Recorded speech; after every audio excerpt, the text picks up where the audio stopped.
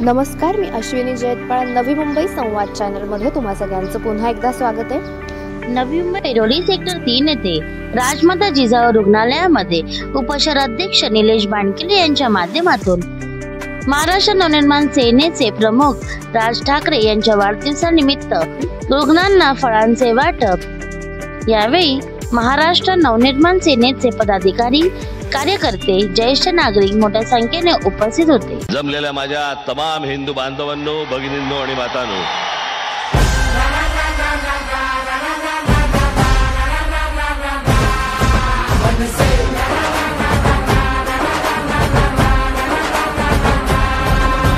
धाडसी करारी राज साहेब आपले पाठीशी असताना डरायचं नाही. वेड कार्यकर्त्यांचे मनात जपले, जागे भारे मागे फिरायचं नाही.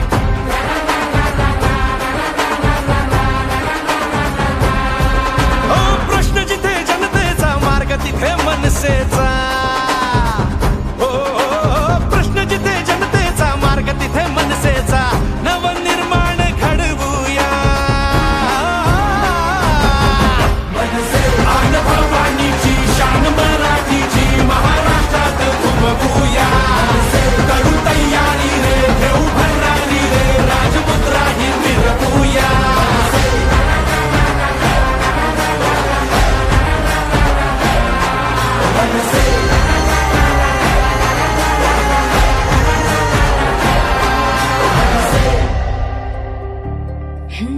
धाक जरी नजरेत, झुंज जरी दिन रात, काळ जात आभाळ माया हो, हात दिला मदतीचा, मंत्र दिला प्रगतीचा, कष्टकरी लागले जगाया, हो आता नाही शंका, भ्रष्ट चाळू लंका, वाजवू टंका, एकच हा वचन पूर्तीचा. प्रश्न जिथे जनतेचा, मार्ग तिथे मनसेचाच. हो प्रश्न जिथे जनतेचा, मार्ग तिथे मनसेचा. नवनिर्माण घडवूया, आन भवानीची शान मराठीची महाराष्ट्रात घुमवूया. करू तयारी रे, घेऊ भरारी रे, राजमुद्रा ही मिरवूया.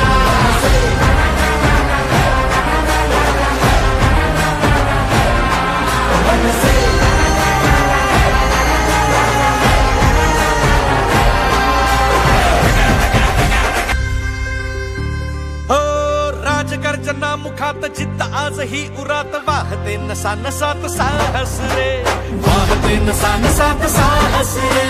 काही सोजात पात, शिवबाजांच्या अंतरात, तोच महाराष्ट्राचा वारस रे, तोच महाराष्ट्राचा वारस रे. आता नाही शंका, भ्रष्ट चाळू लंका, वाजवू टंका, एकच हा वचन पूर्तीचा.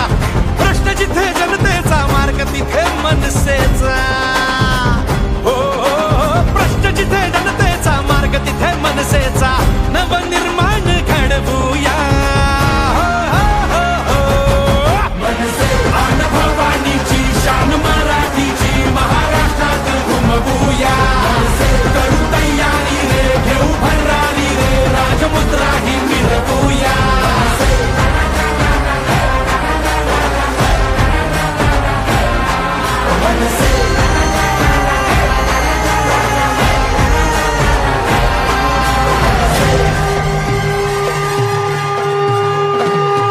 सन्माननीय राजसाहेब ठाकरे यांच्या वाढदिवसानिमित्त मनसे नवी मुंबई उपशहर अध्यक्ष श्री निलेशभाई बांडकिले यांनी जिजाऊ रुग्णालयामध्ये फळ वाटपाचा कार्यक्रम ठेवला होता. तसंच नवी मुंबईमध्ये विविध कार्यक्रम आमचे शाखा अध्यक्ष निखिल थोरात यांनी तुळस वाटप कार्यक्रम ठेवलेला आहे.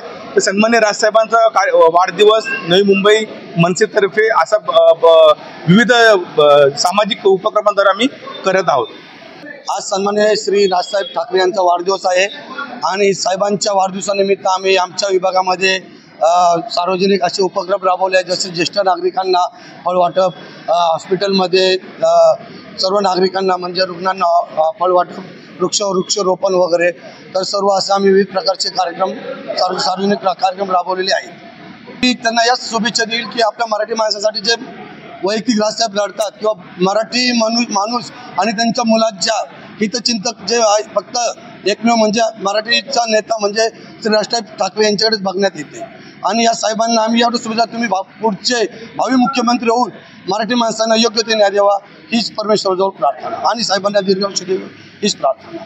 नक्कीच सन्माननीय राजसाहेबांचा आज वाढदिवस आहे. ऐरोलीमध्ये महाराष्ट्र मनसेनेचे सगळे पदाधिकारी कार्यकर्ते उत्साहाने आज बालमाता रुग्णालयामध्ये सन्माननीय राजसाहेबांचा वाढदिवस साजरा करत आहे.